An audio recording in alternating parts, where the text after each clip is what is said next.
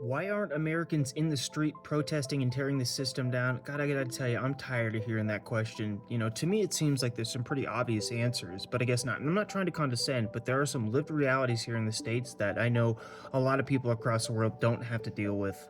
Most obvious to me is if you take a look at a map and you see the USA, a state is about the size of a European nation. Our capital is in Washington, D.C., where power is centralized, like London or Berlin. So if you're upset and want to do something and you're in LA or Seattle or Dallas, it's a multi-day commitment just to get there. And that alone creates a lot of logistical issues for creating a mass protest and something that may actually uproot the government, so to speak.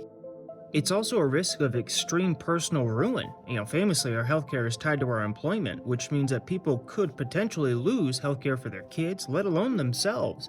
We do not have robust safety nets in this country, and that is a big part of the problem, is that everybody here, at least most people here, are living literally on the razor's edge from being housed and fed to being on the streets.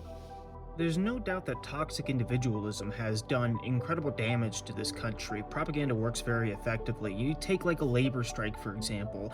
The reason we can't do that is because we don't have the infrastructure nor the communities built to do that. Is that a failure of us? Yes, but if we don't have a pool of resources by which people can survive while we go on a labor strike, then we can't effectively do it, and that is massively problematic. Lastly is the issue with hardware, so to speak, and maybe it's the most important one. If we were to rebel against this government, we all have a fear, I know, that is inside of us that if it came to an armed conflict, the military would absolutely annihilate us. The technology they have access to far outstrips anything that we have as civilians here, even though we're all pew pew gun people here.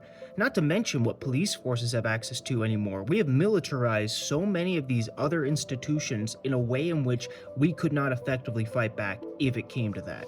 Civic engagement is at an all-time high in this country, especially at the local level with even school board shit. We are doing what we can. We are building mutual aid networks, but it's never going to be televised. You're never going to see that. And yes, it's been a real privilege for Americans, especially white Americans, that we haven't had to do this before. So we never built out this infrastructure, but we have to do it now, and we're doing the best we can. So bear with us. That's all I can tell you. There's just some realities here that need to be faced, and we're trying to face them as best we can.